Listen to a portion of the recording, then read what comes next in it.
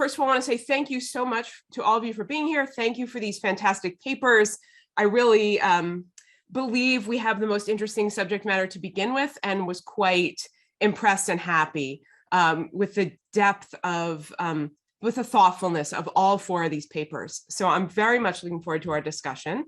I'm going to try to keep my comments as brief as possible because we don't have a lot of time for questions, and I want to make sure those are all brought to the fore today.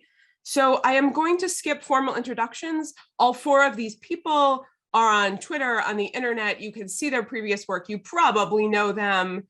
And with that, I am just going to say, we'll start with Alon, who is going to talk to us about the argument that, in fact, Brown and Loving may not be so hard to justify on an originalist basis than many people assumed. So Alon, take it away. Thank you. At least if I'm right about what I'm about to say. This is my first time presenting this paper. The second time presenting this paper will be in about an hour from now. So I appreciate all the comments and everyone in attendance. The paper is called Reconstructing Reconstruction-Era Rights, and it argues, or it takes on this conventional wisdom of about the so-called trichotomy of rights in the Reconstruction era, this distinction among civil, political, and social rights.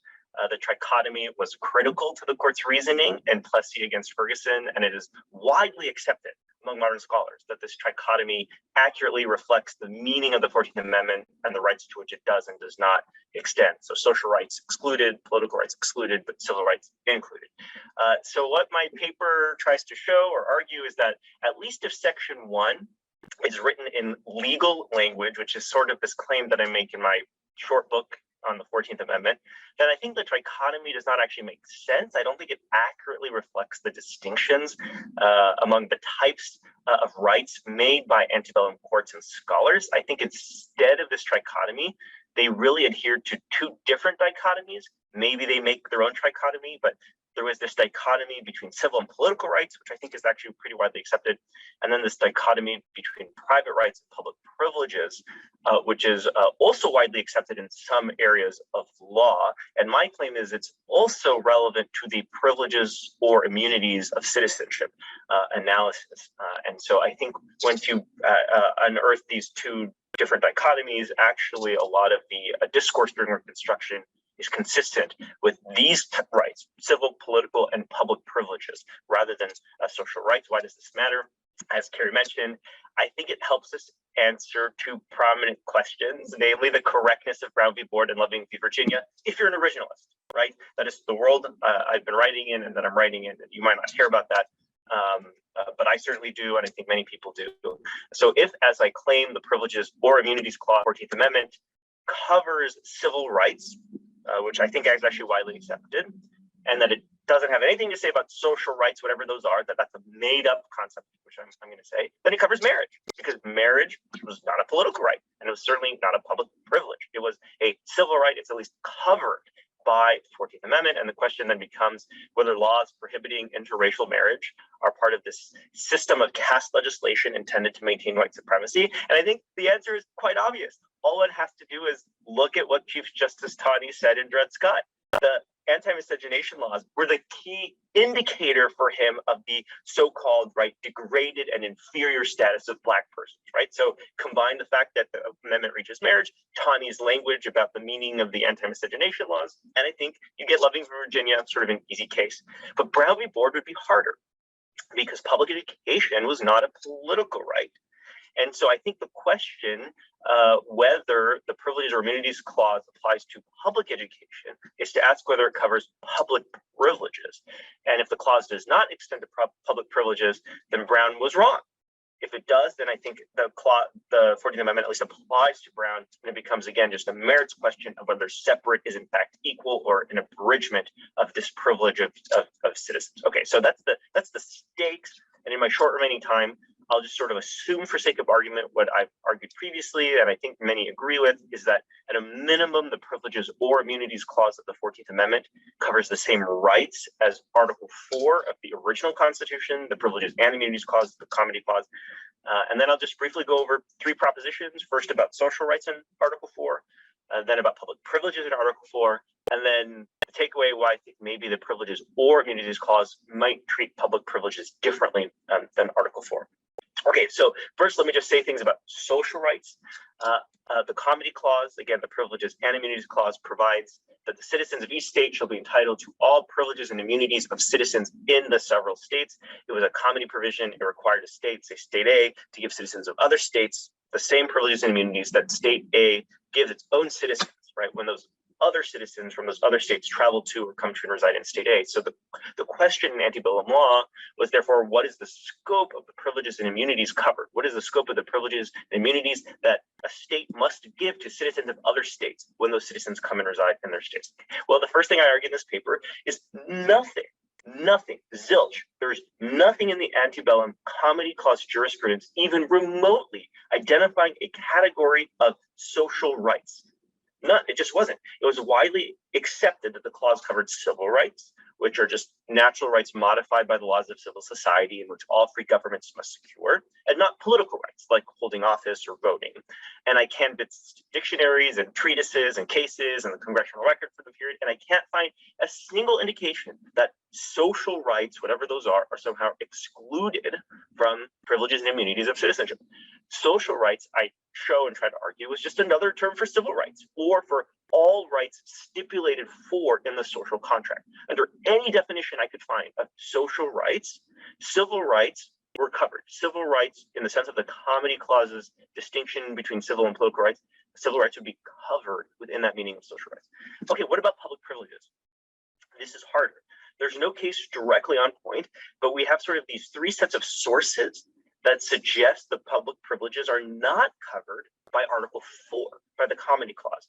So the first is Corfield Gagorio, and it's sort of a prominent case confirmed by the Supreme Court in 1876.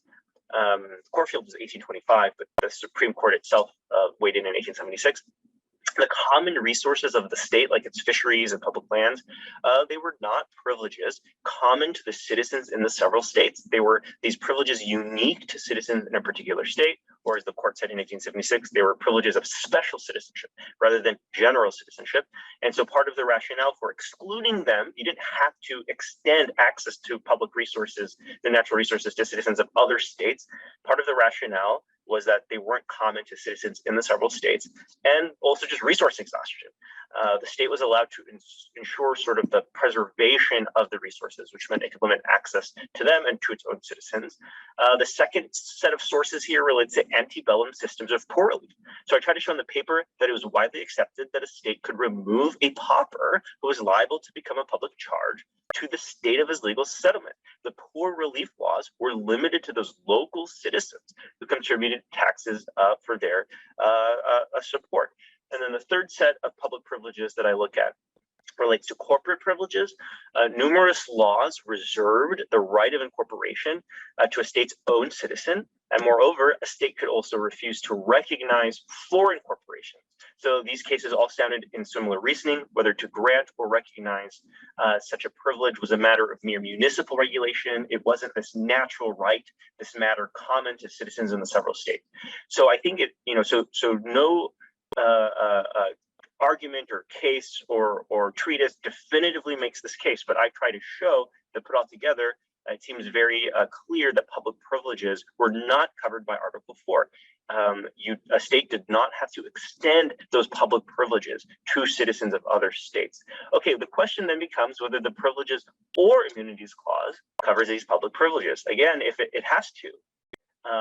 If Brown v. Board is to be correctly decided, but there's an immediate problem, right? Because if the Privileges or Immunities Clause, no state shall make or enforce any law which will abridge the privileges or immunities of citizens of the United States, if it refers to the same rights as the Comity Clause in Article 4, then we're in trouble. But I argue that there are reasons to think that public privileges are covered by the Privileges or Immunities Clause, even if not by the Privileges and Immunities Clause of Article 4.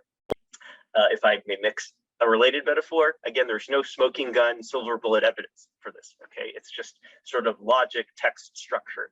So the first, I think, is the textual difference.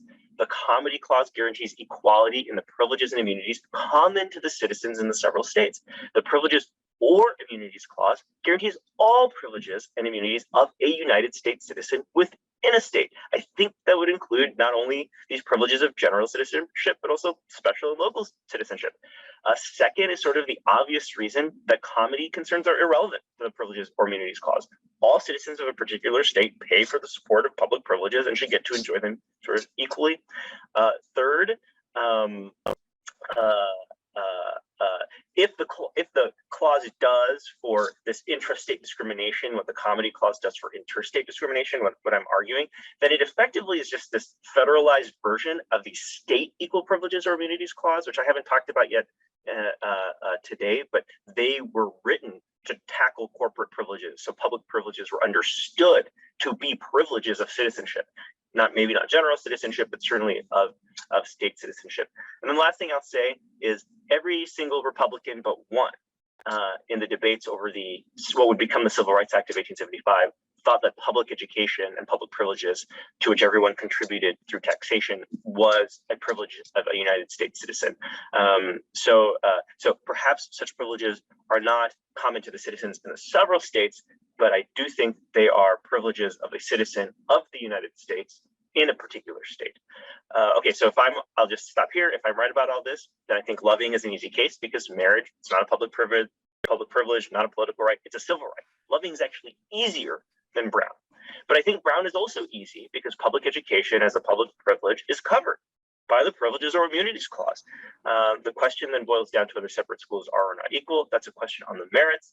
My only point, if I leave you with anything today, is that whatever you think of the merits of that question, it has nothing to do with social rights, whatever those are. I'll stop there. All right, great, fantastic. I am glad to hear that you are off to an originalist conference right after this, because I actually think my comments will complement nicely those and not entirely overlap. So I think it'll be helpful to have some originalist commentary later in the day, some non-originalist commentary from me, and you'll get the full spectrum of comments on the paper, hopefully. I want to start by saying this is a very bold paper. This is a bold paper. Those of you who are not teaching the 14th Amendment may not know that Alon is absolutely correct. This tripartite division of rights is taken as gospel. Nobody questions it. It is repeated endlessly. My textbook has several pages on it. I teach it to my students. It is one of those things. I'm a legal historian, and I'm a legal historian of the 14th Amendment. So I do not just repeat truisms about the 14th Amendment without looking into them. But this one is so universally and ubiquitously accepted that I do, right? But I haven't gone back to the congressional record and looked through it the way Alon has. So this paper is absolutely challenging a real orthodoxy in the field. It is really swinging for whatever the baseball metaphor is. It's taken a big swing here. And so let's get into that's the premise for the first set of comments that I have. So in terms of the evidence that you have for the lack of social rights as a formative or even a concept that really exists in the antebellum and Reconstruction periods, I take it that the evidence falls into a couple buckets. Okay, one, you look at treatise writers and constitutional theorists from about 1800 to 1865, and you say, if you look at these commentators, Joseph Story et al., they're not delineating these three kinds of rights. You don't see it in the early cases. I believe you've got one dictionary from 1860 that defines civil and political rights, but does not discuss social rights. And then you got the congressional debates, obviously around the time of the 14th Amendment and subsequent congressional argument about the scope of the amendment. And you largely say social right, I mean, largely it's a kind of negative proof. Social rights is absent from the discussion in these places. There is some discussion of the term social or social rights in the congressional debates. That's the stuff that I've seen and accepted as supporting a conception of social rights. You say there's not a lot of it. And what there is of it, there are a handful of instances. Some of them don't prove that social rights is a third rights division, and maybe at best a couple of them are ambiguous, but given the background of the other evidence you're providing, it's best to read those as not articulating a third category of rights. Okay, I think I have fairly summarized a lot of the historical evidence and the material you're citing. This is a friendly amendment. What are the ways that you could build that out? And I'll just be frank here. It seems to me that on one side of this debate, there's Bruce Ackerman and Michael Klarman and Jack Balkin and David Strauss and Reva Siegel and Mark Tushnet, Michael Rappaport, Michael McConnell, and just about everybody else who has ever taught constitutional law. And on the side, there is you. Okay, so how can you, I think bolstering and fortifying this case as much as you possibly can ought to be the goal, and you're off to a good start. But so here are a couple of things that I missed that I want. One, it would be very helpful to me to provide some kind of intellectual genealogy of this tripartite rights division. So you have a couple of quotes from Tushnet or Ackerman, McConnell saying it exists, but there's almost nothing about why are they saying that? What's their evidence? How are they building their story? What are they citing? It would help me to evaluate the strength of your case if you treat them fairly and present their case in the best light. And also, I'm curious, where did this come from? Why are we all assuming that there are these rights? What was that case built on? And what's the intellectual history of that argument? And maybe there's none, in which case you want to say that, but there had to be something that got all these people, right? Is it just the couple of sparse comments in the congressional record? Like where did this idea come from? I'm going to be more persuaded that you're right if you give me the case on the other side. So to follow the trails of those people, because I'm left very confused about how this became universally and ubiquitously accepted if there's absolutely nothing to support it. That's a big thing to convince people of. It'll help you if you tell us why they think there is. Okay, so you frame your argument as a legal history argument. Here's the other thing. What do historians say about this? I didn't see a lot, or maybe even any discussion of Reconstruction, historians of Reconstruction. Like, what does Eric Foner say? Do any of these major historians of this period or of the 14th Amendment say anything? Do historians also accept social rights? Do they talk about that? Or these are the folks who've been in that evidence. And is it conventional wisdom, not just among lawyers, but among historians as well? And what evidence are they citing for it?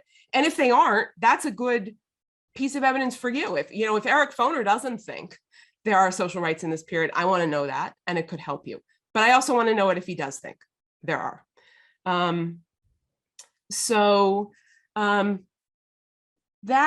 That's kind of what are all of these constitutional theorists and constitutional historians saying about the question of social rights. It's not a lot in the paper, and it leaves me uncertain of how to weigh the case.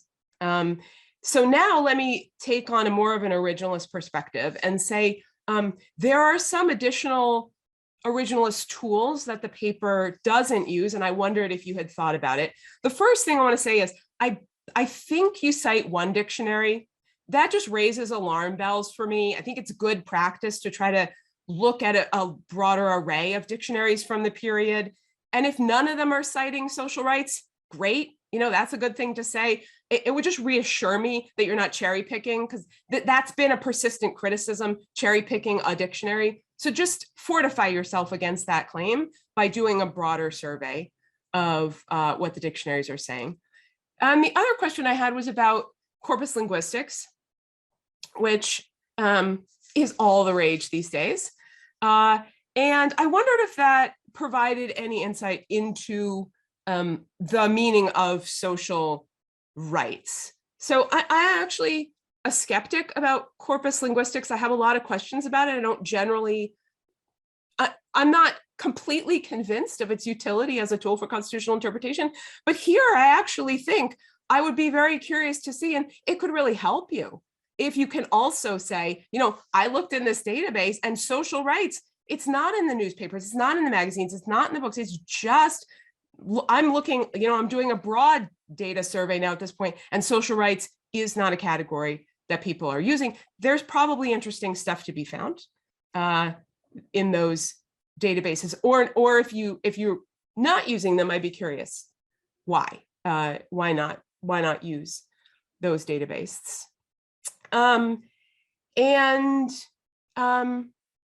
guess in addition to kind of constitutional theorists and historians today, I'd be interested to know a little more about the commentary from the Reconstruction era period about the coverage of the kinds of rights that are being covered by the 14th Amendment.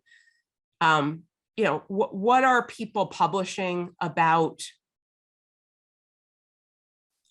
this? What are they saying about marriage? What are they saying about the debate over which kind of rights are covered? Is there anything more, I guess is what I'm saying. Is there anything more actually from the period of people who are writing about what's covered that you could look to?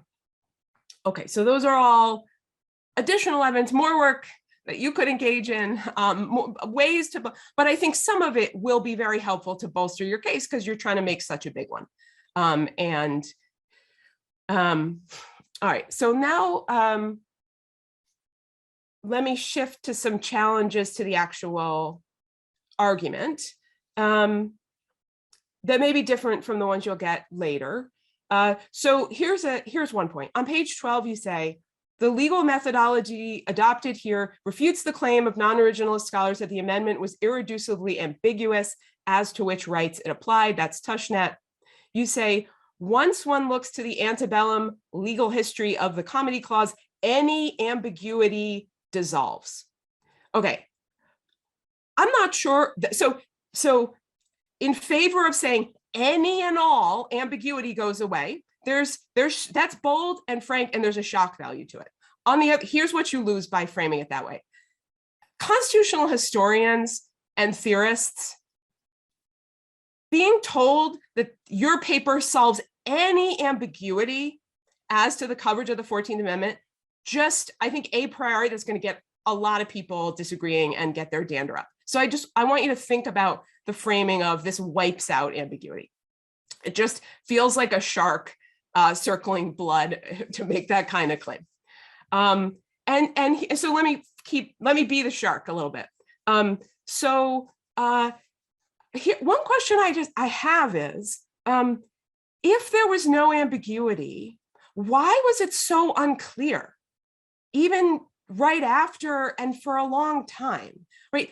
It's just not the case that your take on this has been the uniformly accepted one, either in the period or today.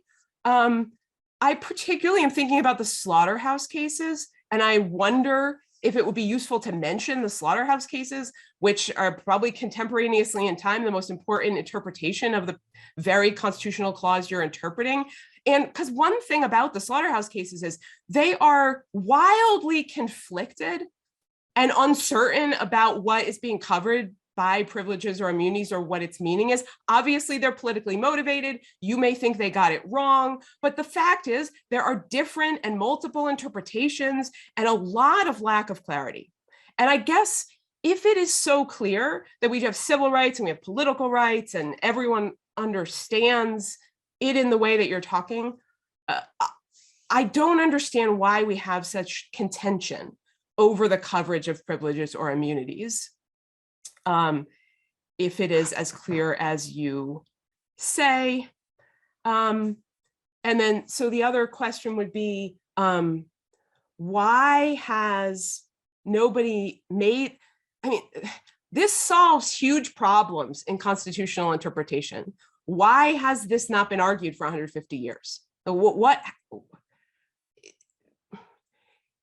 So did people start saying immediately that there was this tripartite division of rights And so we've been led astray by the conception that there are social rights for so long that we never, but if that's the case, but that can't be the case, because then that starts to bolster the idea that there really was a tripartite division of rights. So if we didn't have social rights and people didn't believe in it, why has no one just said a Lon Werman thesis for 150 years?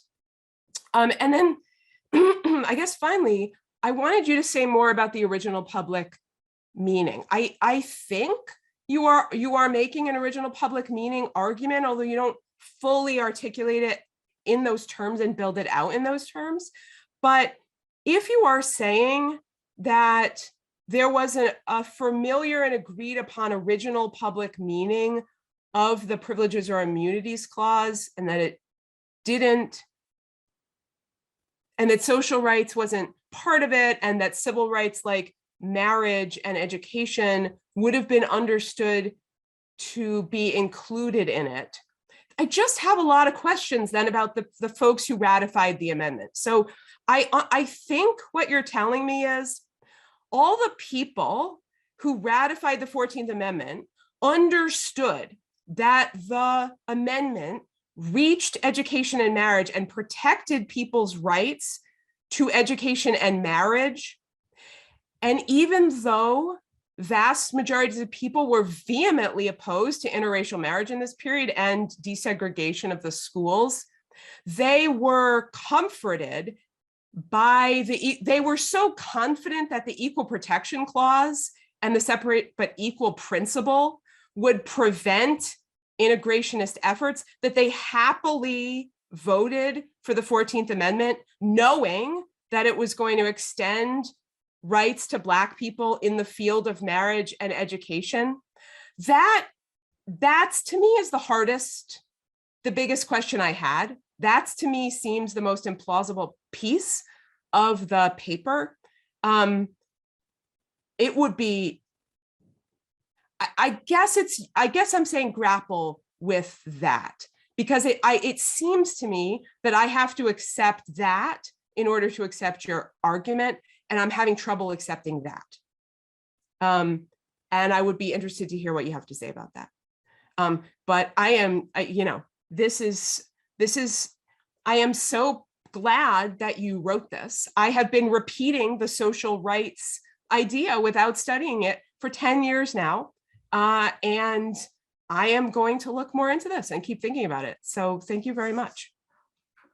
Thank you. Super helpful. Obviously, there's a lot, and I know we're got a lot of other people to go through. So just thanks for that. At some point, in response to my paper, maybe the other papers, as a junior scholar, I would be curious in terms of like length of article. Like, Janelle, all that sounds awesome. It's already 33,000 words, and I'm getting very anxious. My heart is palpitating when you're telling me of all these things that are missing. Now, maybe I'd have to cut other stuff, but that's just a general, like, junior scholars, how do we write papers that will get picked up, and what can we leave out and include? But that was super helpful. Thank you. Yuvraj. Awesome. That was so great. Both the presentation and the comments that I'm still like thinking about, but I will try to make PowerPoint happen. It'll just be a second.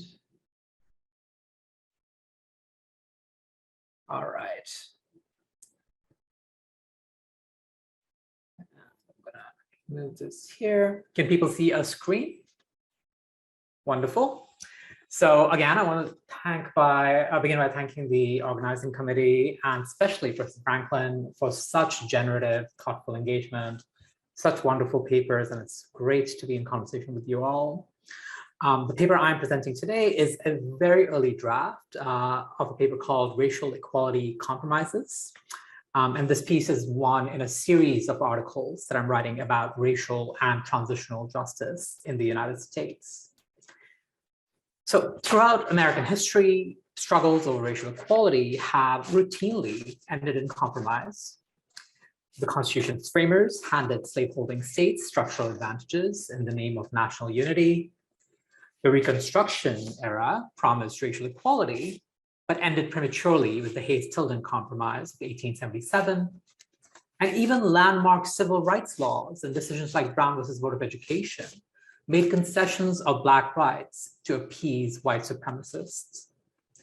These compromises have taken diverse forms over time. So from instances where competing groups of whites found common ground by sacrificing Black equality, to those where Black leaders themselves made concessions to powerful regimes in order to advance their causes in the long term.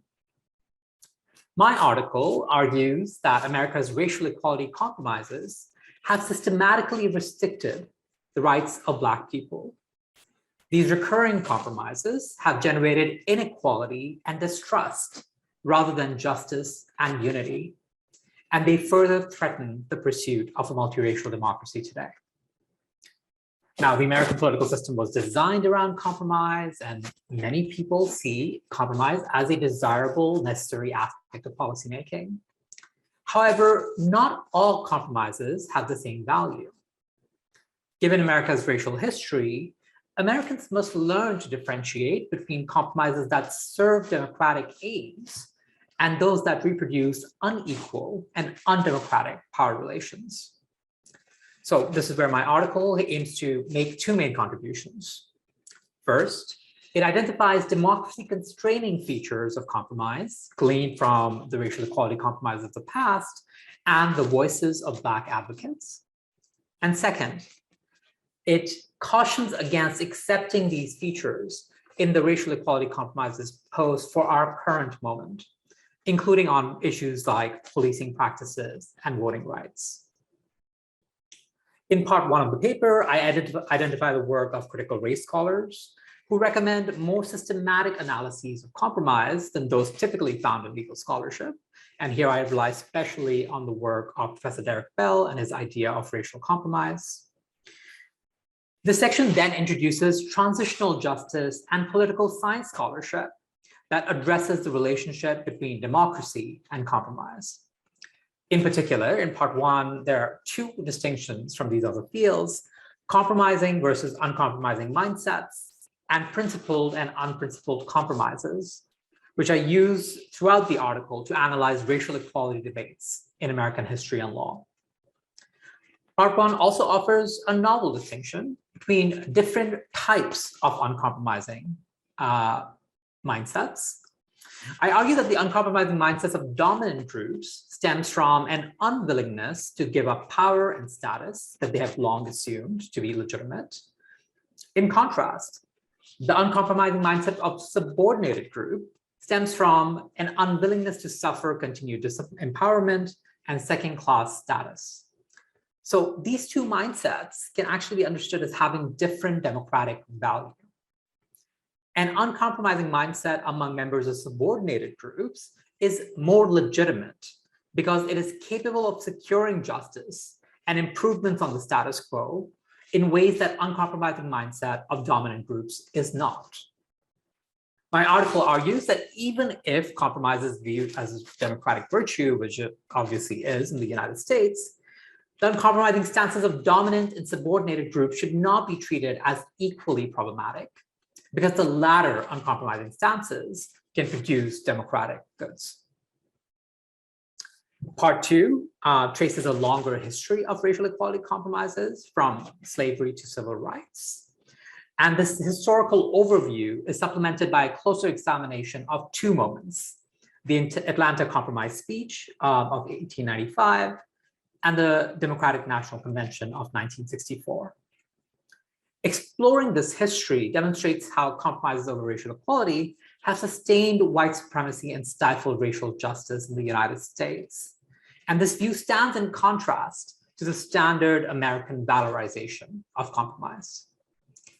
Using archival and other primary sources, part two also examines how Black advocates throughout history approach compromises on equal rights. It examines how figures like Booker T. Washington, W.E.B. Du Bois, Martin Luther King Jr., Bayard Rustin, and Fannie Lou Hamer conceived of historic compromises, what kinds of compromises they were willing and unwilling to make, and when they were prepared to sacrifice more ambitious goals for modest gains. As historical sources show us, the positionality of Black advocates informed their mindsets of compromise. An uncompromising Hamer, who's on the screen, for example, associated compromise with the socioeconomically privileged. However, even compromising figures like King and Rustin distinguished between principled and unprincipled compromises. Principled compromises involved good faith efforts to advance Black people's interests and played into longer-term strategies towards progress in ways that unprincipled ones did not. These leaders were unwilling to sacrifice long-term justice or a genuine racial reckoning for temporary peace. Now, I argue that legal scholarship and practice around equality would benefit from deeper engagement with the perspectives of Black political leaders. And Pancho discusses these perspectives in considerable detail because they serve as a basis for analyzing legal cases, generating normative and practical guidance concerning compromises, and applying that guidance to modern day compromises. Part 3 is the more legal part of the paper, which analyzes Supreme Court decisions that have been central to making and breaking America's racial equality compromises. Now, decisions like Brown and Bakke are widely recognized as products of compromise, but my article tries to delve further and assess whether these compromises hampered the development of a multiracial democracy. The analysis carried out in Part 3 reveals that American society is currently constrained by judicial compromises that have both failed to secure equality in the past and rendered people less equipped to battle inequality in the present. More recently, the Roberts Court has shown a willingness to break with earlier legislative compromises in decisions like Shelby County versus Holder, as well as the more recent Brnovich versus DNC. And it's striking that both the majority and the dissenting opinions in Brnovich leaned on interpretations of a nearly 4 decades old legislative compromise on voting rights and came to very different understandings. This article's attention to the drawbacks of certain kinds of compromises is therefore timely. We are in a moment where competing forces are driving US legal and political institutions to reconsider the wisdom of these earlier compromises. On the one hand, the Trump years have emboldened those who see existing compromises, such as current rules on free speech, as threats to white supremacy. And on the other hand, we have the largest racial justice protests in US history that underscore how patterns of compromise have failed to protect Black rights and lives. As the US revisits these earlier racial equality compromises, my piece investigates how lessons from the past might help us approach present and future compromises. Part 4 describes common democracy constraining features of racial equality compromise, including that they disregard fundamental humanity, draw false equivalences, exclude subordinated groups, embolden dominant groups, and endanger long-term change. And the features set out in Part 4 help distinguish democracy-constraining compromises from potentially democracy-enhancing ones that Black leaders like King and Rustin were at least willing to entertain.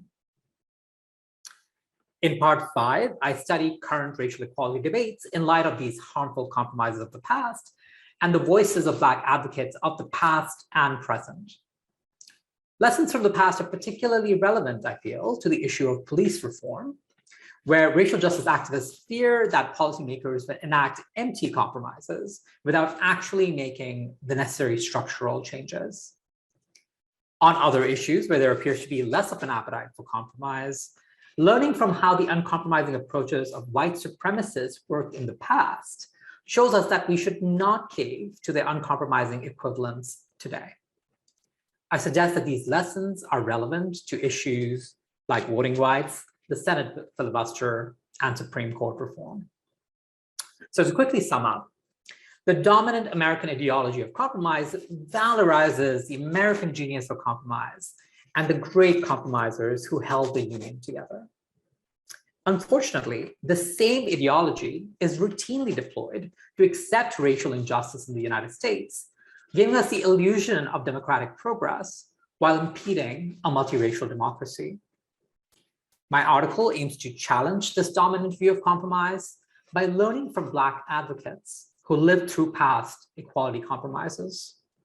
Many Black leaders have called for principled compromises that advance racial justice and admonished unprincipled compromises that appease white supremacists. And their insights offer us a more nuanced understanding of when accepting compromises is useful, when uncompromising stances have democratic value, and the kinds of racial equality compromises worth pursuing. My paper foregrounds their perspectives and encourages us to heed their advice. I will end there and look forward to our conversation. Thank you.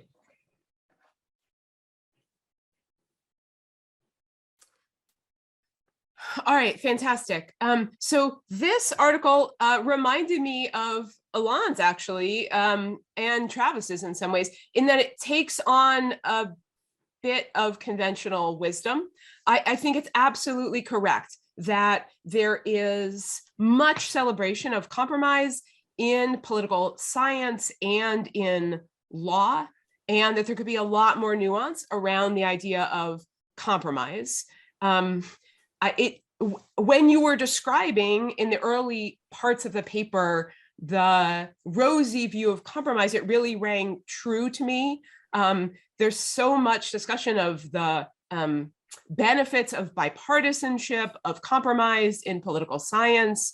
There is in constitutional law, I think, writing some of which you cite about really theorizing the Constitution as a ground of compromise that enables us to come together under conditions of polarization and live as a society where we can all accept the terms by arguing out on constitutional grounds our problems.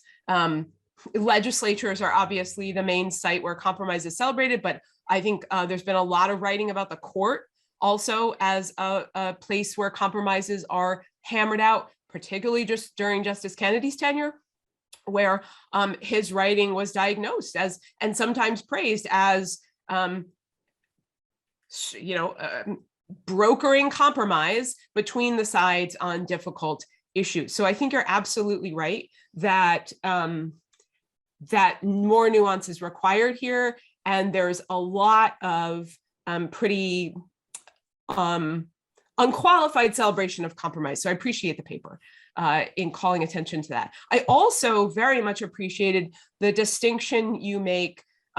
Political scientists have articulated uncompromising mindsets versus compromising mindsets. I thought it was a nice move to say, we need more attention to the uncompromising mindset, and it might have a different valence and meaning and value depending on whether subordinate people or people in power are engaging in uncompromising behavior. Those might not be the same types of behavior, and they may not have the same democratic worth. I thought that was a helpful addition to the literature. So you have added nuanced. Here are a couple of ways that I think the paper could be more nuanced, or you could even add additional nuance to what you've said. The one has to do with the definition of compromise itself and what the category of acts that you characterize as compromise. So you early in the paper, you lay out the classic compromise, and the definition, I think you take it from Amy Gutman. It's an agreement in which all sides gain on balance, but also sacrifice something valuable to their opponents. That's a compromise. And that made me think, under that definition, that a lot of the quote unquote compromises that the article references aren't really compromises, or any way that there are different kind of compromises. So in big sections of the paper, you're talking about 19th century compromises that are essentially agreements hammered out between white people on both sides, and often white supremacists on both sides, or people who believe in the superiority of the white race on both sides. Some of the compromises in the Constitution, some of the slavery-related compromise. There are no civil rights advocates or Black people involved in these compromises. And there's no agency from a civil rights perspective. And I would also include in addition to a lot of those 19th century compromises in the political sphere, a lot of the Supreme Court cases of the 20th century that you also spend time talking about, like Brown 2 and Backey, those decisions, again, are made in many cases entirely by white people. LDF was not a party to Brown 2. LDF was not compromising in Brown 2. That was a compromise made for them. They gave up, they weren't agents in this compromise. So I see a couple of decades of quote unquote compromises between white people that I might be more tempted to frame as kind of failed, as agreements that didn't go very far along a civil rights direction, and then involved no civil rights agency and action from civil rights advocates. Here's why I think this matters. Because you use a lot of that evidence, a lot of that 19th century history, a lot of the 20th century cases, all these compromises, to suggest that when we are in a situation where we have civil rights advocates on both sides, we have Malcolm X versus MLK, we have the compromising versus the uncompromising civil rights folks, that all of that historical evidence weighs on the side of the uncompromisers, is evidence that the more uncompromising civil rights advocates sort of have the right way forward a lot of the time, or more of the time than we think. But I'm not sure all that kind of evidence really says much about when there's a conflict between civil rights advocates who both believe in the project of civil rights and are arguing about is it going to advance the movement more not to compromise because in the long term that'll get us where we want to go, or compromise because that'll get us where we want to go. I'm not sure that I find the Missouri Compromise or Brown 2 or all those historical examples as relevant to the question of whether Malcolm X or MLK had it right, because I think these are very different compromises. So my question is, do you need to be more nuanced about what you're lumping into the compromise bucket and the extent to which all that white people agreements, all those agreements are really useful when we're talking about civil rights people arguing about what's going to better advance the movement? The other thing that I think the paper needs more of is some account of power.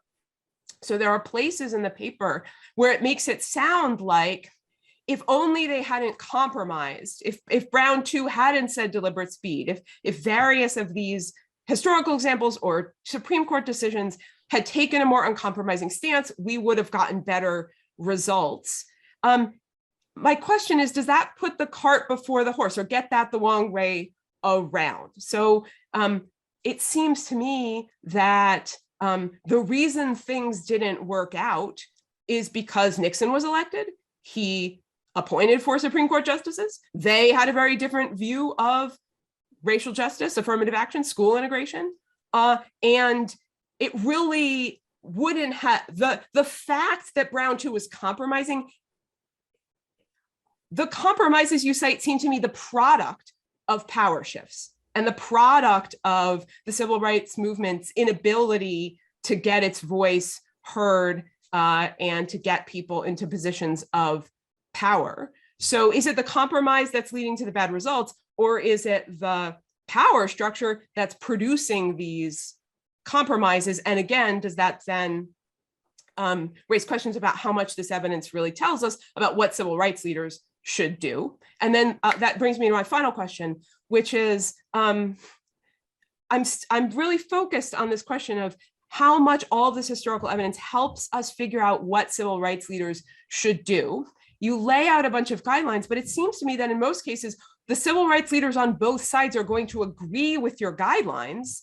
And there's just an empirical question about which is the best way to achieve the goal, right? So everyone is going to say, we don't want to perpetuate the status quo. We don't want to compromise our dignity. We want to further. I see this in the same-sex marriage fight, right? Evan Wolfson is saying we need to compromise and ask for marriage and not be as radical as some of the other people in the LGBT movement, because everybody's going to get more quickly to the goal if we win marriage. And the advocates on the other side, as you know, are arguing are just disagreeing with him. And so I'm not sure how do your guidelines help if everybody was going to agree with those guidelines, but just has empirical disagreement about what the best place to go is? And I guess the sharpest question is, are you really making a more of a moral argument that compromise taints the movement? Then you're arguing that then you've really proved the compromise has set the civil rights movement back when it engages in it. All right, those are my responses to your paper. It's really, really interesting. Thank you. Thank you so much for those thoughts. I mean, really, really generative, and I will think through them. I think an immediate reaction I have is to clarify the audience, like who is the argument directed at? Because I don't see the argument as primarily guiding civil rights advocates. In fact, the argument is trying to illuminate precisely the kinds of compromises that even the so-called compromising people would not accept within racial justice movements. And the audience really is the dominant mainstream that says we should compromise on racial equality because it's the most surest way forward to a multiracial democracy. So I think clarifying the audience and highlighting the differences within the Black leadership, both in the civil rights movement and today, would be really helpful for the paper. I really appreciate that. Great. So you know what? We started a little late, so we're going to go a little into the break. I just want to say, I want to make sure everybody gets enough time. Travis, I'm going to turn it over to you. Thank you, Carrie. Thank you to Eunice, and I think Eunice is the only of the organizers here, but thank you all for spending your Saturday with us. Let me just share my PowerPoint here. All right, can you all see that? Perfect. Okay, so this is a paper called The Lawfulness of the 15th Amendment, and it is part of a larger research agenda of mine to excavate the 15th Amendment, to take it seriously as an independent constitutional provision. And as I started digging into the drafting and ratification of that amendment, I started noticing a lot of irregularities in that process that spoke to one of the more provocative debates that many of us have probably read or maybe taught in a common law class between Bruce Ackerman, Akhil Amar, John Harrison, and others about whether or not the Reconstruction Amendments complied with Article 5. So I'll start by just kind of giving a 40,000-foot view of the general irregularities that have been highlighted by other scholars. One is, as we all know, Congress excluded the southern states following the Civil War. The reason for that was quite simple. Many of the elected officials who were sent to Congress in 1865 had simply just changed out of their Confederate uniforms and were unreconstructed rebels. Now, where Bruce Ackerman really kind of ignited this debate in the late 20th century was pointing out that how Congress counted the southern states was somewhat inconsistent. So on the one hand, Congress counted the South and counted those governments as legitimate when it declared that the 15th Amendment, that the 13th Amendment had been ratified by 3/4 of the states. But then that very same Congress continued to exclude those states for the passage of the 14th Amendment. And that Congress would later on go on to declare that those governments were illegal and void in the first Reconstruction Act. And so that paradox, I think, really is at the heart of Ackerman's critique of these amendments. And then there's also the question of coerced ratifications. We have the exclusion from Congress that I've just spoken about. We also have Andrew Johnson putting pressure on the South to ratify the 13th Amendment, basically saying that if you do this, you'll get back into the Union. We also have the military occupation that comes from the first Reconstruction Act, and also the use of fundamental conditions, the idea that in order to get back into the Union, these states are going to need to ratify the 14th Amendment. And scholars have essentially looked at these kind of problems, and they've fallen into different camps. And what are these various camps? Well, one is what I like to call loyal or reduced denominator theories, the idea that you don't look at the entire number of states out there, you actually only look at the states that stay loyal to the Union, or maybe the states that have been readmitted following a Reconstruction process. Now, this was pushed by some of the radicals. Charles Sumner was one of the most forceful advocates of this position, but the none of the Congresses during that time period ever clearly endorsed it for Article 5 purposes.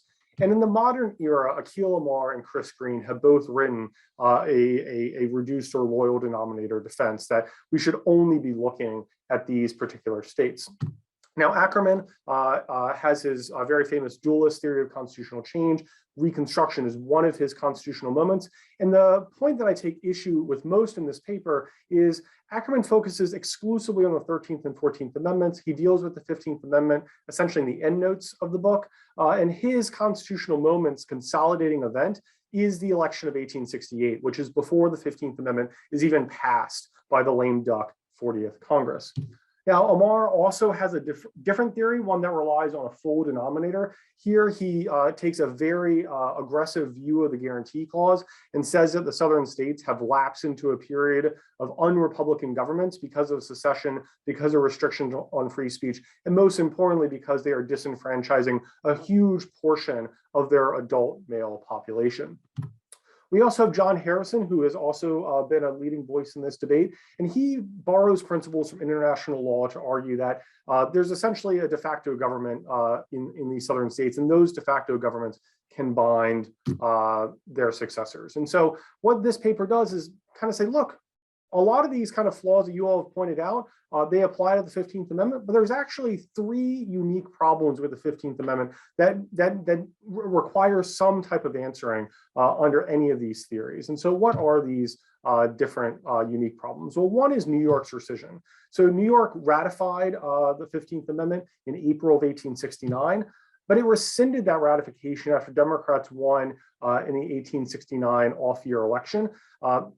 And so you have a key rescission. And unlike under the 14th Amendment, this rescission is not necessarily moot and it's not necessarily tardy. And we'll walk through with some maps as to why it's neither moot nor tardy.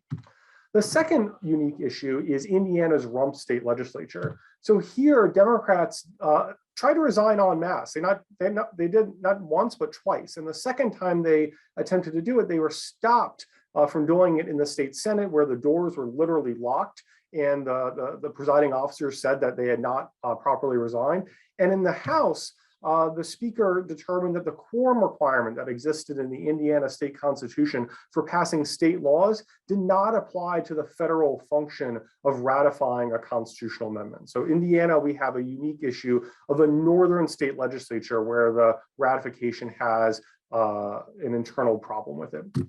And then there's Georgia. When I started this paper, I knew that Georgia might be a little bit of a problem, but as I kind of peeled back the onion, it became more of a problem than I ever thought it could be. And so 6 of the 7 Georgia reps were admitted after Georgia ratified the 14th Amendment. And so they have one foot in the door in Congress. But the senator from Georgia didn't make it up to Washington in time to get sworn in then. And when he showed back up a few months later, some facts had changed the situation. So Georgia had expelled Black lawmakers from the General Assembly, and it had also allowed in some members of the General Assembly that arguably violated Section 3 of the 14th Amendment, the so-called disqualification clause that has been in the news a lot recently post January 6th.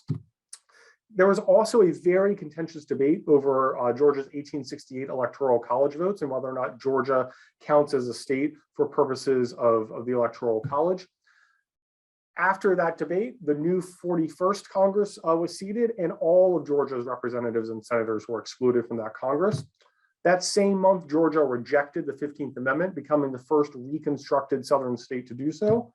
Congress responded by reimposing military rule, which had lapsed in mid-1868. And Congress required that for Georgia's second readmission, that it ratify not only the 15th Amendment, but re-ratify the 14th Amendment. So we have some serious problems in Georgia. Now, what does this do to the 15th Amendment getting over that 3/4 hurdle? Well, this is the conventional view. If you kind of look up on Wikipedia, these are the states that Wikipedia will tell you ratify the 15th Amendment. And as you can see, the green states clearly outweigh the red states. It's over the 3/4 hurdle.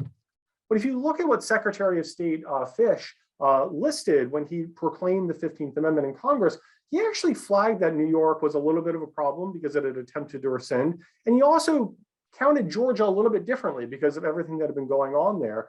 But even under Fish's list, you're still over that 75% threshold with the largest denominator of states possible.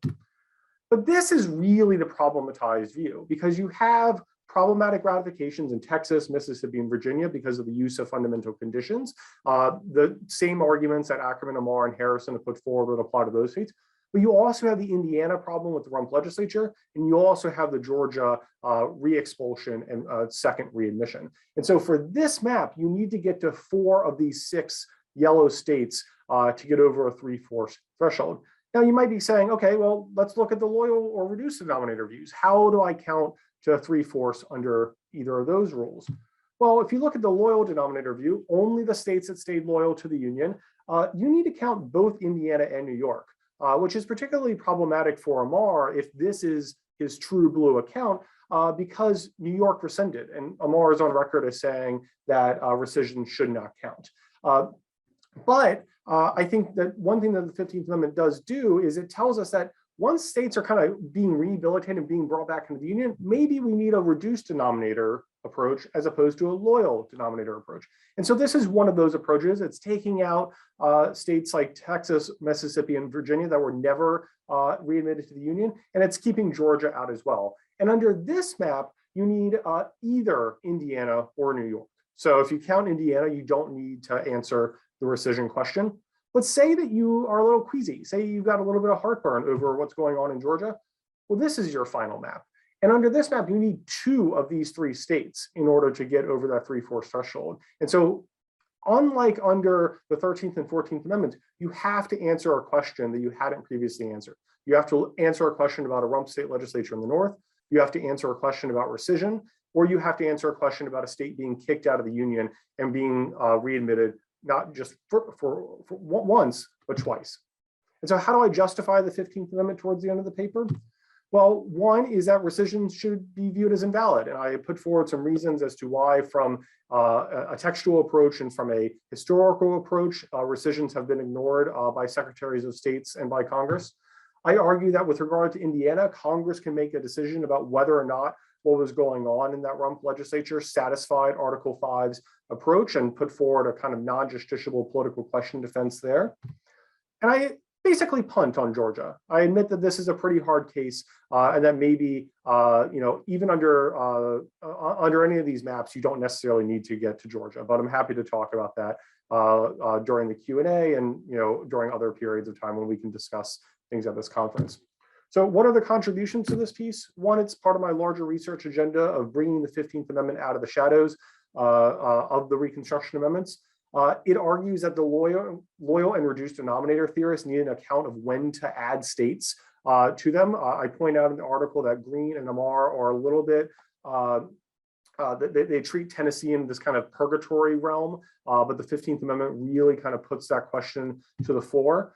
I argue that Ackerman's narrative needs to basically extend beyond 1868 and choose a new consolidating event.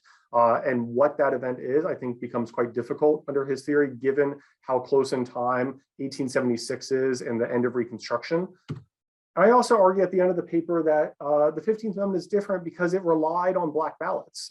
And it also shows us that things like political process theory, things like militant democracy, and other in vogue ideas of how to protect a nascent democracy, we actually used in this country. And we oftentimes think that that's something that only occurs overseas, but these types of harsh tactics were used here and were necessary to create a more inclusive democracy. So thank you all for listening, and I'll stop sharing.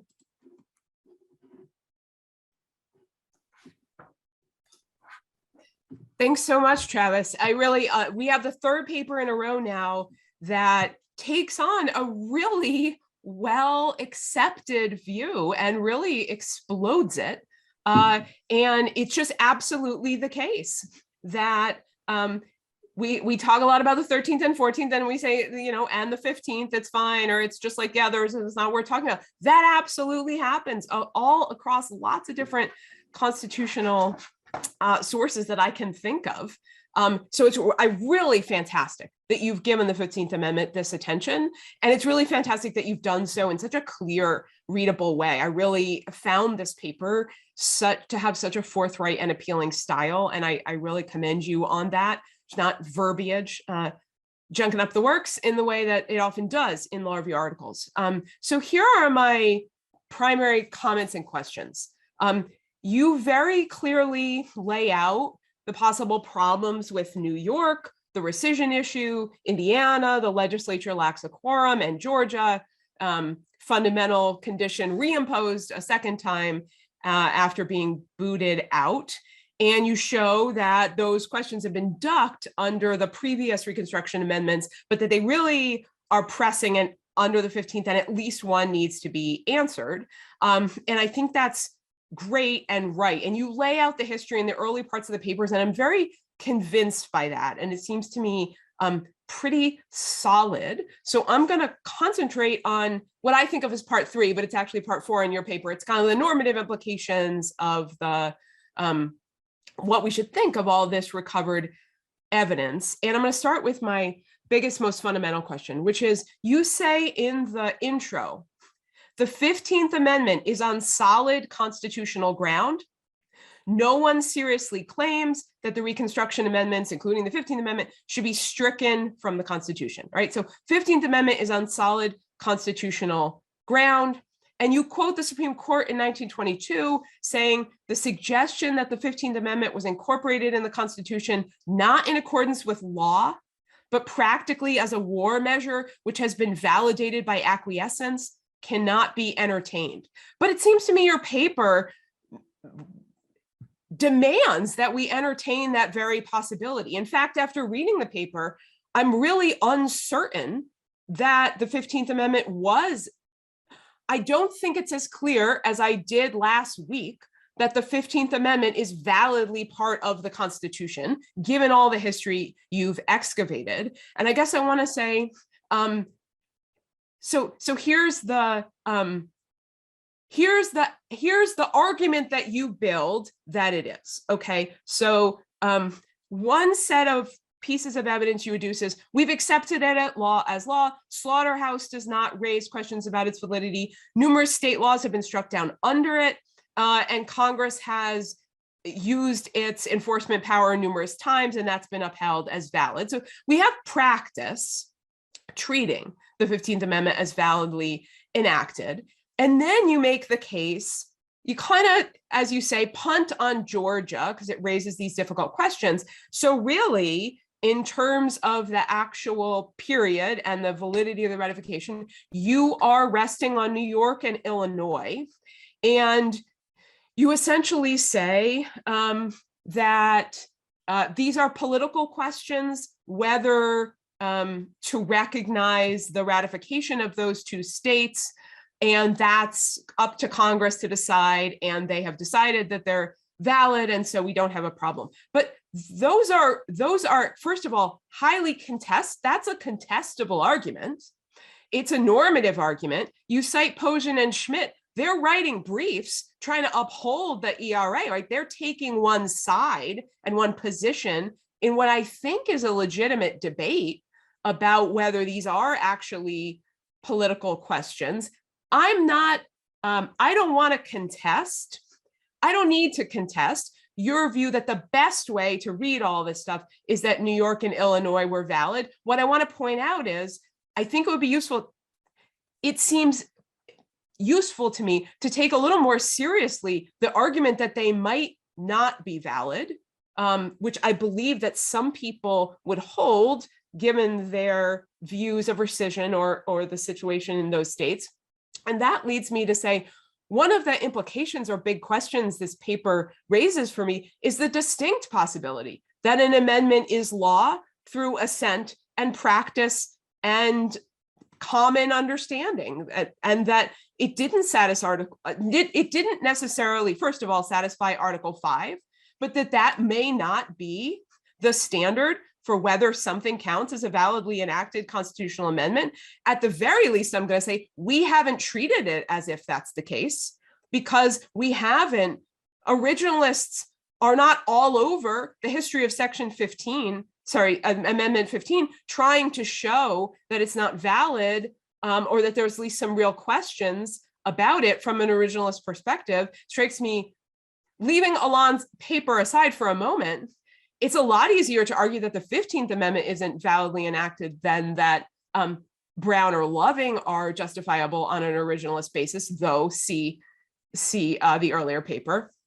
And that leads me to, there just seems to me very generative and a lot to say about what makes an amendment. How do we accept it as amendment? What is the role of Article 5 versus democratic constitutional understandings of an amendment? Okay, you don't take the paper into any of those questions. Instead, you take the paper into several other themes in contemporary constitutional law and theory: militant democracy, political process theory, constitutional hardball, and you kind of embrace these approaches and say they can be pro-democratic. Just to be quick here, you're saying sometimes democracy is going to require breaking a little egg. Sometimes it's going to, you know, a little strong arming, and that's okay. That can be good. Let me just concentrate on the militant democracy piece. As you say, militant democracy adopts an array of tactics, and a common one is banning political parties that endorse anti-democratic ideals. It could involve depriving certain people of the vote, barring them from legislatures in the name of protecting democracy. You know, that happened after World War II in Germany. What's striking to me is it seems to me that some of that behavior is on the rise today. There are attempts to stop people from voting, even to stop them from serving in legislatures, to ban books, and that campaign is frequently in the name of democracy, right? Folks on the right trying to suppress the vote, trying to suppress certain political ideologies in the name of protecting American democracy and protecting America from the 1619 Project or the Marxist fascist ideology of CRT, however that's going to be categorized. And so I guess I want to say, obviously you don't believe those are pro-democratic, but that's just your take. The people on the other side who are supporting them do argue that those are democratic.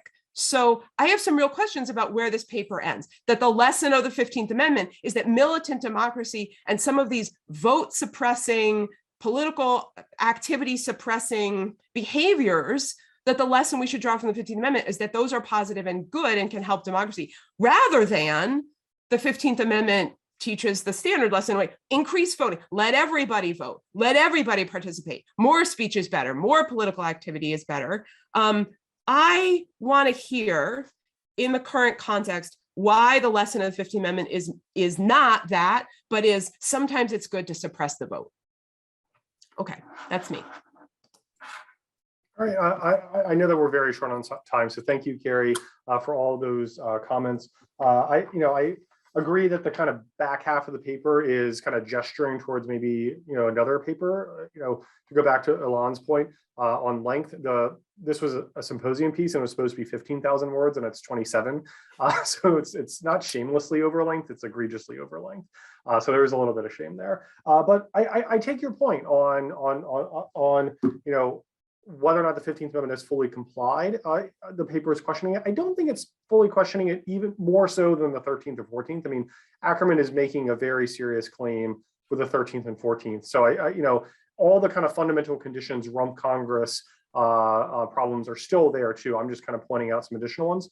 On the militant democracy point, I would say two things. One is a post-Civil War environment is a very different environment than we are today. Despite the heated rhetoric, despite everything that's going on, I think what was going on back then is sui generis. And then secondly, maybe the use of the term or opening up with militant democracy is maybe too strong. It's kind of a neon light.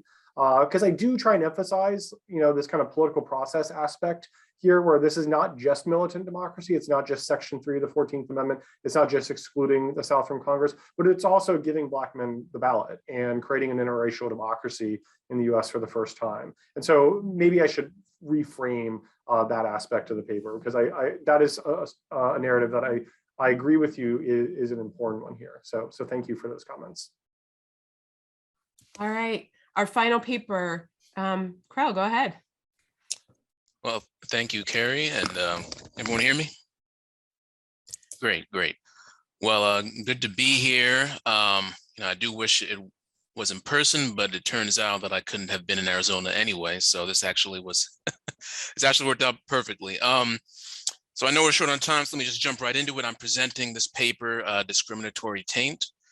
It is, it's pretty far along in the publication process. So, you know, if there are fatal flaws, you know, just pretend they don't exist. But we'll get into it. So I want to start here by talking a little bit about the cases that got me thinking about this issue as a way to frame up what I'm trying to do descriptively and normatively. So the seeds for the project were planted when the Supreme Court released its 2018 opinion in Abbott v. Perez. So some people, I'm sure, are very familiar with this. At a 10,000-foot level, this was a Texas redistricting case involving whether, why, and how much it might matter constitutionally if Texas based its redistricting maps, at least in part, on some older maps that unconstitutionally discriminated. Now, notably, the majority and dissent both use the word taint in the course of engaging that question. You know, did those old maps, in some sense, taint the modern maps? So the court ruled against the challenges there, 5-4, and it did so in a way that I thought was at least under-theorized. So the evocative core of the court's decision was this quote that previous government action cannot, in the manner of original sin, condemn government action that is not itself unlawful. And so for present purposes, I'm happy to stipulate that. But I think, and this piece contends, that this wouldn't fully engage the question of whether and how previous invalid government action could affect the bottom line question of whether a successive similar action is in fact unlawful. So in other words, the original sin line, whatever you think of it, doesn't fully grapple with what the idea of taint could mean constitutionally. This theoretical gap, I thought, was confirmed by a case the next year, the Ramos v. Louisiana case. Again, quick summary, it involved a modern state policy of permitting non-unanimous criminal verdicts. This was a slightly different version of a policy passed in the late 19th century at an avowedly white supremacist constitutional convention, state constitutional convention. Now, the court in Ramos emphasized this problematic lineage, but it resolved the case on Sixth Amendment grounds. In other words, the Sixth Amendment just requires unanimity, period. So the history didn't actually seem to matter to the holding. And the dissent, I think, was not unfair in asking why spend so much time talking about the history if this is just a Sixth Amendment case. So theory isn't everything, of course, but better theorization of this discriminatory predecessor problem, I thought, could at least have offered a way for the court to take seriously the possibility of this intertemporal discrimination that I thought lurked in the background in that case. So the court is, of course, not the entire constitutional law universe, and I discuss some non-SCOTUS examples in the paper, but just pointing out that Supreme Court alone has generated quite a few recent cases implicating the possibility of taint. I also discussed the Espinoza case, which is a First Amendment case, raising very similar questions as were raised in Ramos. So what more might be said? So consider some possibilities here. Some might want to say something like, well, once you've got a new action, the previous action either doesn't matter at all or only matters to the extent that maybe it provides evidence of pretext or intentional evasion at time 2. Now, you can see on that view that many things you could say about that, but probably the thing that stands out is that the passage of many decades might make a discriminatory predecessor basically irrelevant. That's one sort of polar view there. Maybe on the other side, on the other pole, others might want to say that the successor action, at least if sufficiently similar, automatically should be deemed invalid and maybe for all time. You know, maybe Louisiana can just never, ever have a non-unanimous jury policy. Now, even if you want to take that approach, that's not what I ultimately propose, know that there would still be some important questions there, such as how similar is similar enough? So this project intervenes in these and similar questions arising out of these ostensibly discriminatory predecessors, or a situation that I sometimes shorthand as the T1, T2 pattern. So at bottom, this paper attempts to do two things. First, I'm trying to offer a descriptive account that's based in what I argue are widely held and widely reflected in law generally, views about how history shapes the present. Second, I'm trying to propose a framework for thinking through these hard questions in a way that's sensitive to several important interests that might pull in different directions. So, for example, we probably don't want, and I proceed on this view, we don't want to lock in genuinely repentant modern governments or unthinkingly prevent them from adopting facially neutral policies that might genuinely pursue legitimate non-discriminatory ends just because of a similar policy that was problematic in the past. It's one concern. At the same time, the past matters, and not in some inchoate sense, but as the piece argues, in a way that can really be tracked from one discrete policy to its descendants. And so this is a way that really does make a non-unanimous jury that Louisiana adopts different from one adopted in, for example, England, just to use an example that the Ramos dissenters used.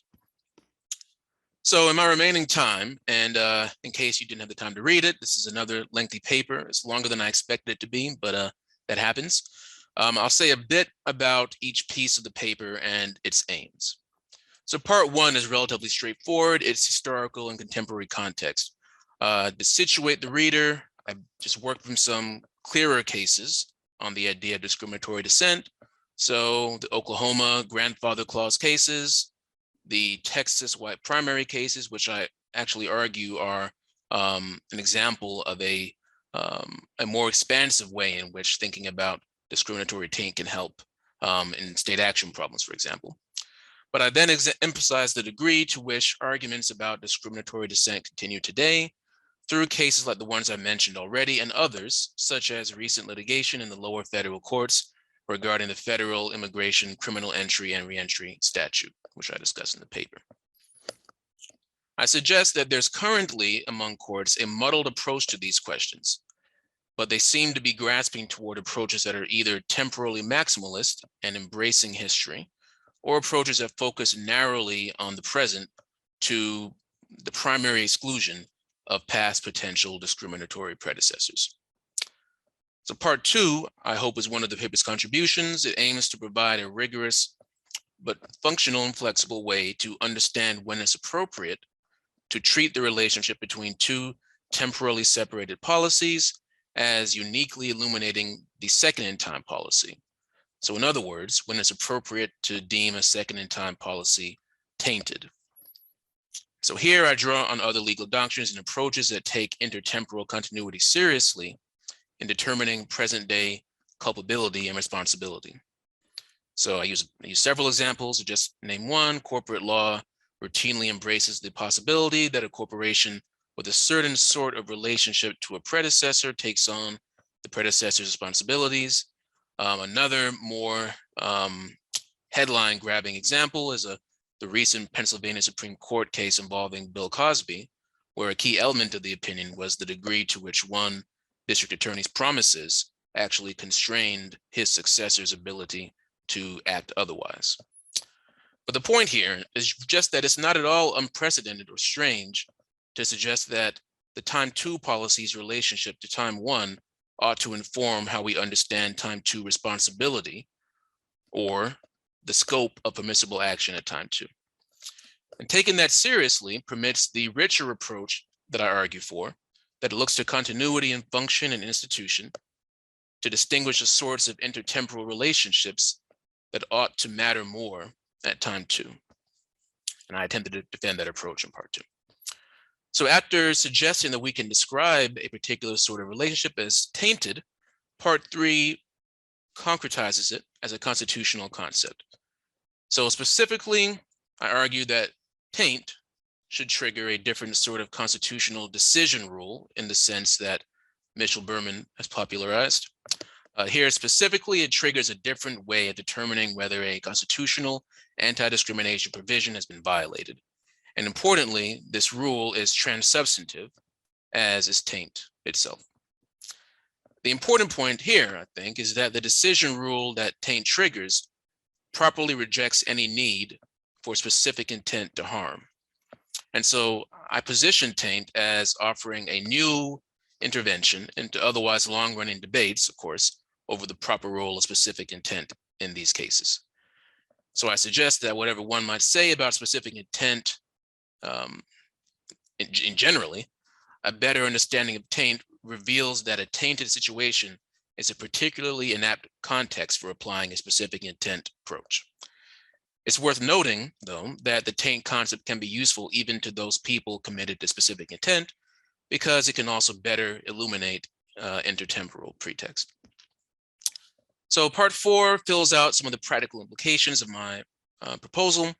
I offer prescriptions for various actors and also engage the important problem of what purging taint might look like. And so here by purging, I mean both to describe what a government might be able to say in litigation to defend a tainted policy, and to describe what a government might do outside of litigation to reenact a cleansed time 3 policy, or time 4, time 5.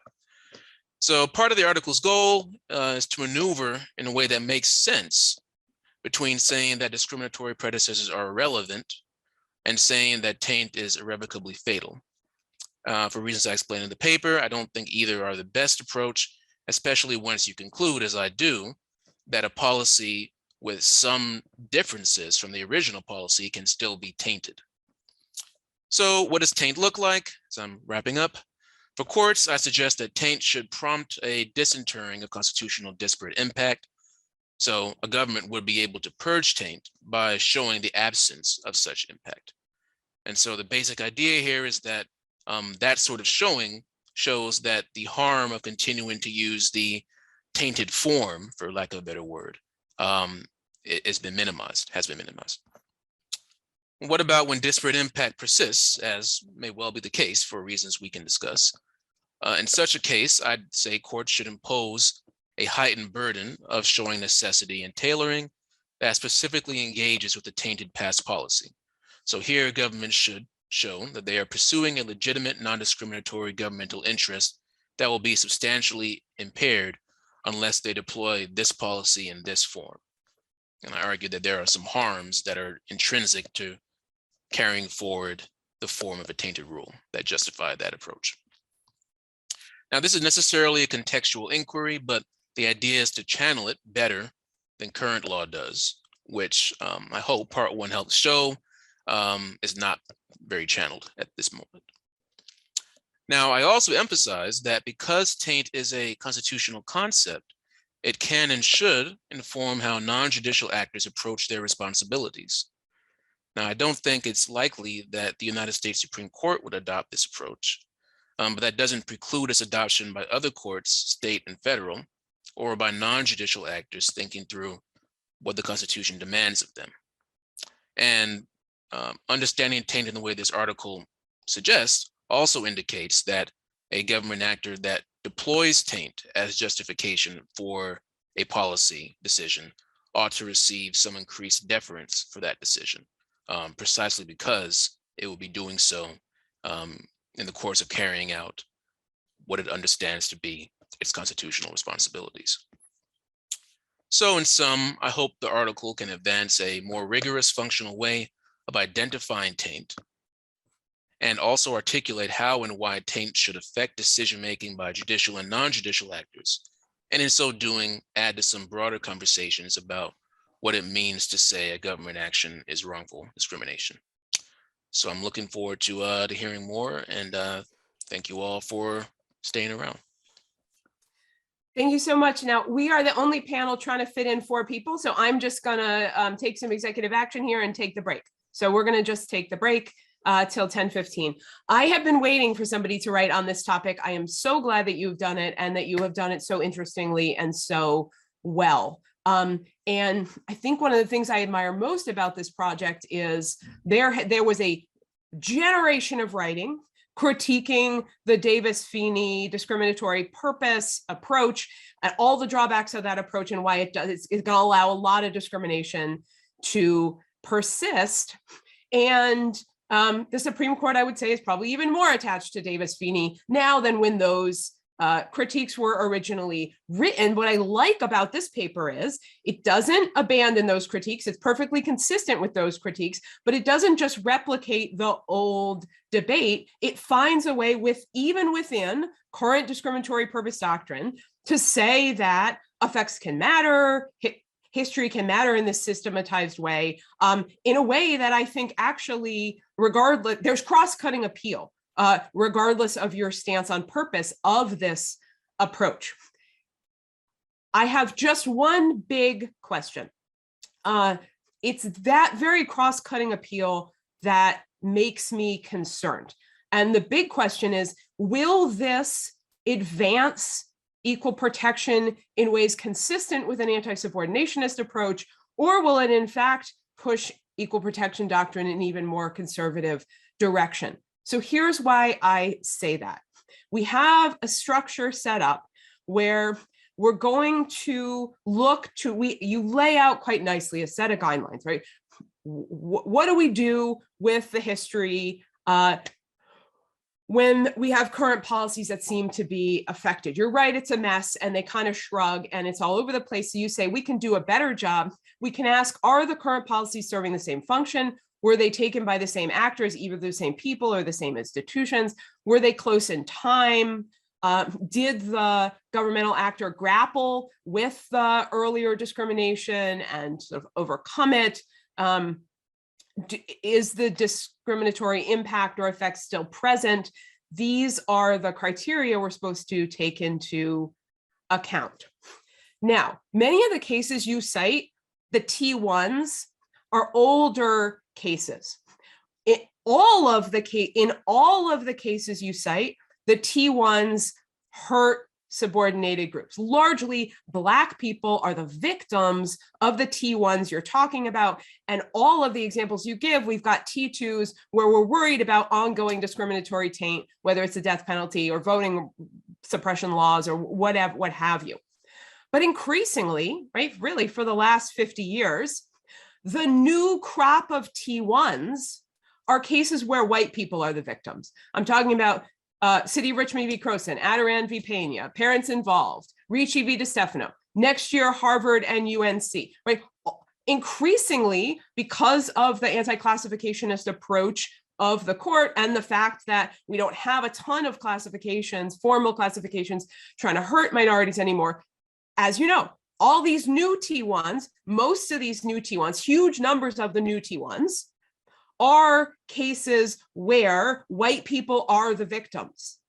So it seems to me there's a very real possibility that what the introduction of concern about discriminatory taint is going to do is constrain pro-civil rights, pro-racial equality actors at T2s, because I don't think they look very good on your metrics, right? So let's say affirmative action, let's say Harvard and UNC, that those policies get struck down. Harvard and the UNC are going to immediately try to engage in what you call taint laundering, right? So one, they're going to be the same actors. They're going to be acting very quickly in time. They are going to be engaging in policies that are very thinly veiled proxies. They are not going to grapple with the lessons of discrimination and say they're going to overcome it. They're going to be quite unrepentant and belligerent about what the court calls their racial balancing agenda. The disparate impact will persist. Indeed, that's kind of the point. They don't have other legitimate non-discriminatory reasons that are really motivating the policies. They want to increase what John Roberts calls racial balance. And they're going to do it through measures that try to achieve the same discriminatory end, but in facially neutral ways. And And in fact, I think I've been in Texas for 10 years and now I'm in California. I think the legislatures are pretty clear in those places when they engage in this taint laundering, like the 10% plan or zip codes or whatever they're going to do to try to preserve some diversity in our classrooms, that they're doing it for the reason that the court has labeled discriminatory. So given that the majority of our T1s now and increasingly in the future are going to be cases where the discrimination is against white people, it seems to me that your rubric is just going to lead to more scrutiny and more striking down of facially neutral policies designed to increase diversity and equality of opportunity. And I'm not sure it's going to advance your equal protection aims. Thank you so much for that. Yeah, I mean, and just really briefly, no, we have our time. You know, that's one of the reasons why this paper ultimately, you know, because I did seriously think about, you know, what if taint was just fatal?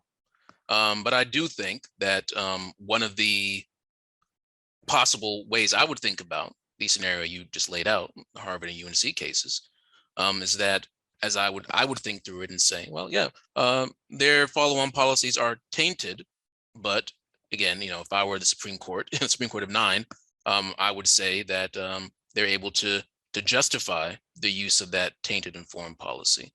Now, this Supreme Court, you know, would not say that, but I think that might also just be overdetermined. You know, if that case comes back to the Supreme Court, if somebody gets it back with the follow-on policy, you know, it might just be that they will find a way to implement a taint analysis, whether or not it's explicitly said. But I mean, I don't disagree with the critique you just made at all. I mean, I think that a really important underlying facet of this question is just going to be, what is the meaning of discrimination just as a baseline matter? Because that's going to determine, you know, what it means to be tainted. So obviously, as you pointed out, I'm trying to work within the doctrine to an extent, but clearly if the doctrine moves in a way that is just totally rejecting the relevance of subordination, it could create some effects that I think are not optimal. But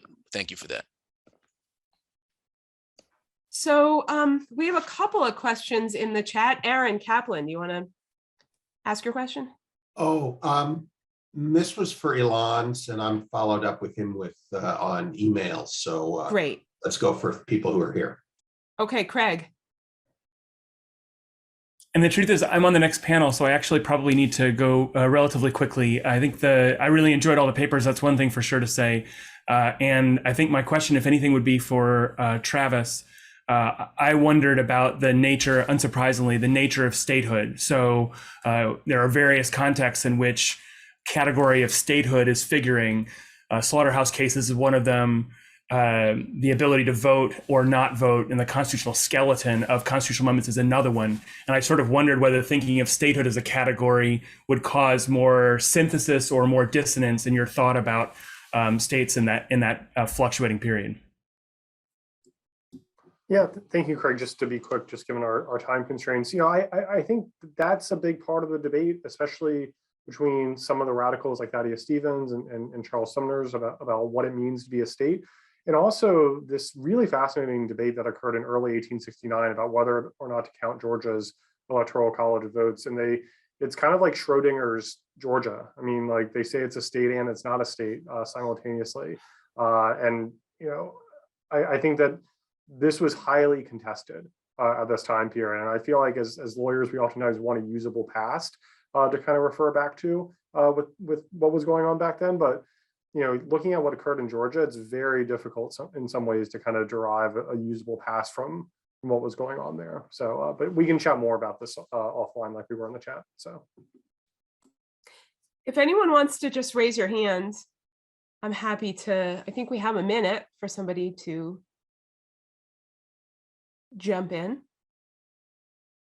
Rebecca. Sure. So I just want to say thanks to all the panelists. I really loved the papers.